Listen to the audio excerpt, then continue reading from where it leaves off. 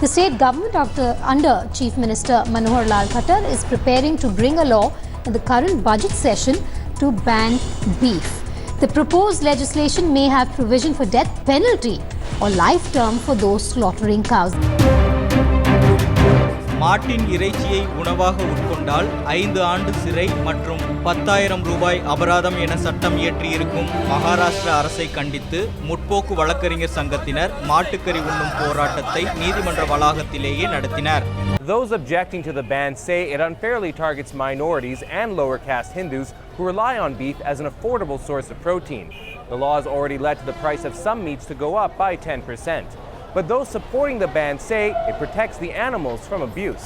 गौ हमारा बहुत सेक्रेड जो एनिमल है और वो माता की तरह पूजा जाता है. गाय को काटना माँ को काटने के बराबर है हम समझते हैं.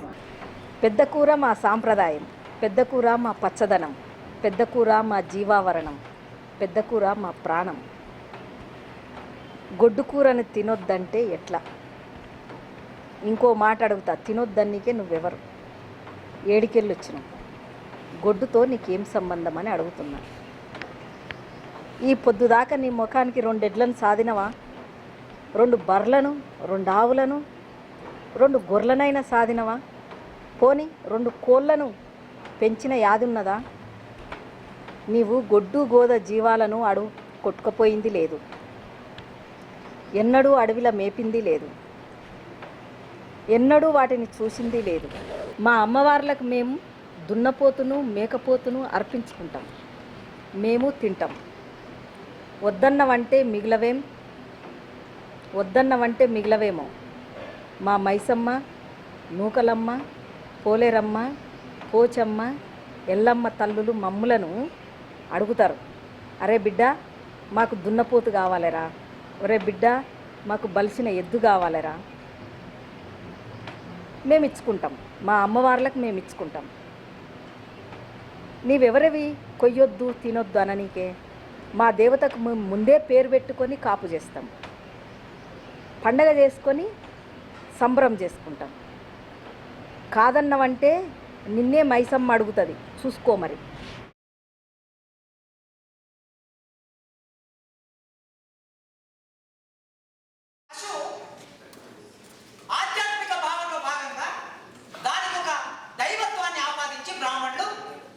ఇది గోవు దేవత. ఎవరికి దేవత?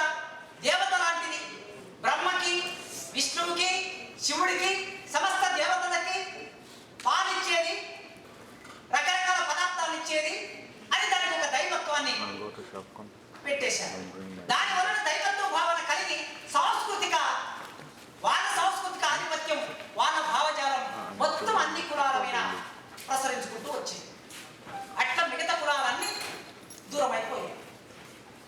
Cow came in between because not only on the basis of giving a holy animal to Hindus, and also to project the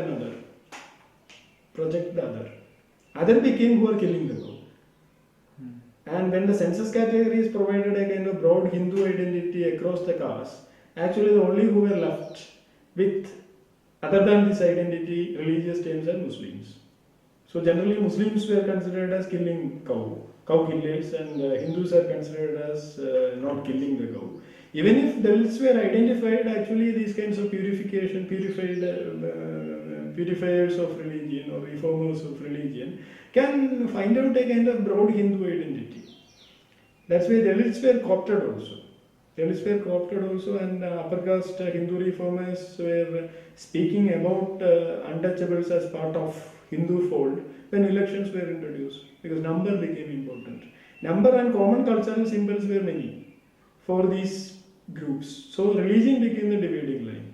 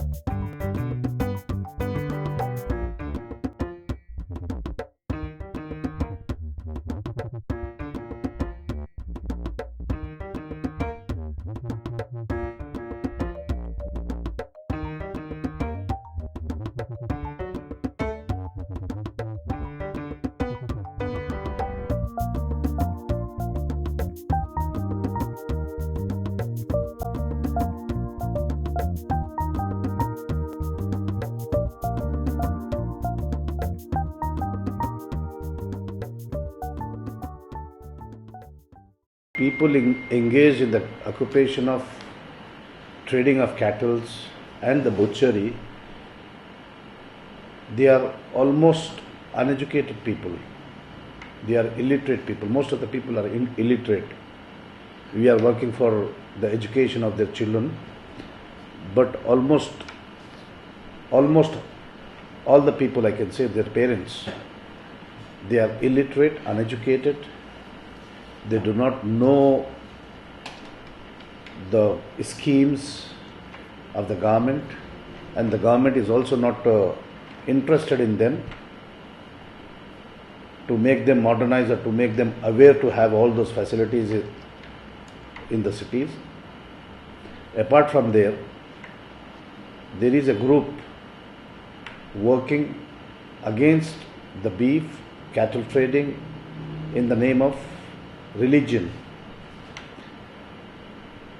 Those people are only acting on the behalf of some political parties and some religious parties.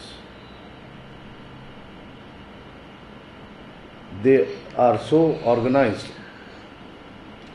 They have gangs and they have support from higher government authorities in police departments, in collectorate and in politics. Whereas these people, these illiterate and poor people, they can't face their consequences.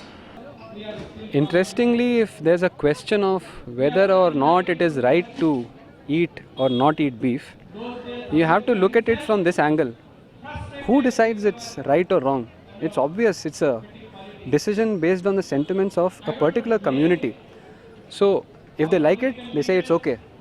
You can kill buffalo, you can use buffalo meat, you can export it, you can eat it, there's no problem with it. So the logic of love for animals or some other logic wrapped in economic terms is not going to satisfy people. They can see through the game. So if you think that a particular community's sentiments get hurt and you have to ban it, then you are getting into dangerous territory. Swami Vivekananda himself said that there was a time when Brahmins ate a lot of beef, and it was part of their culture. Just because they have given up beef does not mean that everybody else in India is expected to give up beef. That's hegemony. That's the imposition of a particular worldview, which won't be acceptable to people in a democratic country. First of all, food culture is very diverse culture. Need not hating other people's food habits.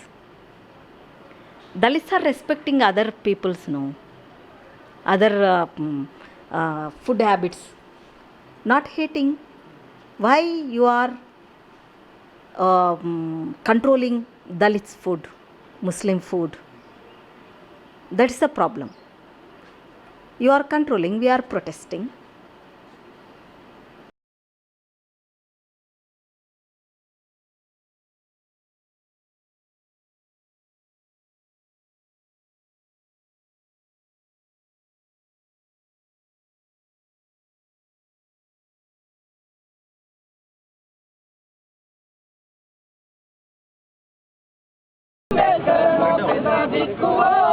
కంబవాడ గ్రామమందు పిండమో మా తాత అంబేద్కరను పూరు చెండమో జతు కూర వినాలే జతు కూర వినాలే జతు కూర వినాలే జత కూర వినాలే జతు కూర వినాలే జత మంచిగున్నాదే జత కూర ఉన్నాదే జత మంచిగున్నాదే జత కూర ఉన్నాదే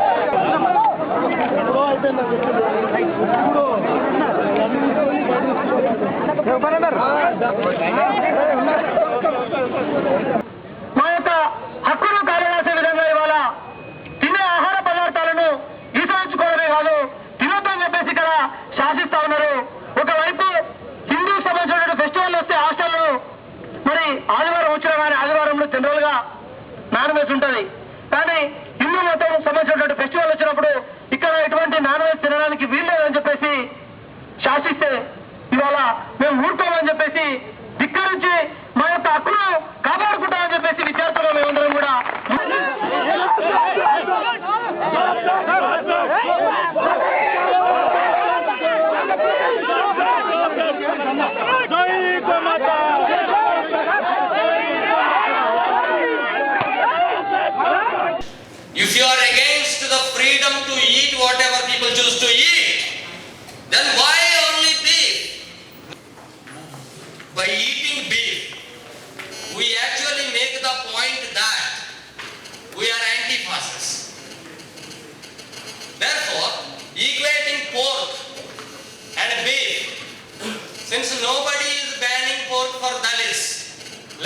Parivar Day, and is doing increasingly successfully so. We are going to organize only beef festivals and not pork festivals.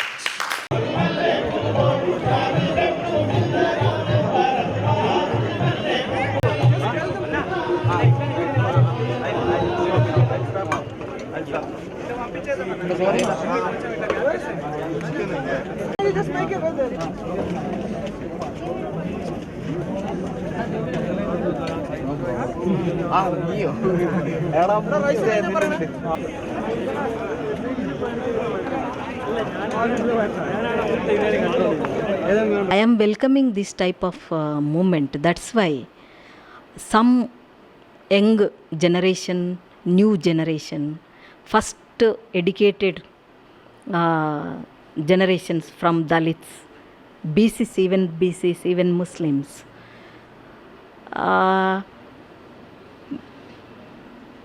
they are talking about beef culture and not only beef eating, they are talking, asserting their culture, their community culture. Constitution says about this authority-obedience relation in terms of certain rights. Those rights, as far as Indian Constitution is concerned, actually gives no direct right to food. But anyway, there is a one sweeping arm, because everything related to our life cannot be included. That's why in Constitution there is Article 20 or 21 related to right to life and livelihood. That is giving us some scope for expansion of the right. Right to life means as I like. And also the right is given not to you as a community person or to me as a community person, but as an individual citizen of the country. So if you consider individual citizen of the country, right to life as a constitutional right, generally it comes, third, fourth force cannot come in between.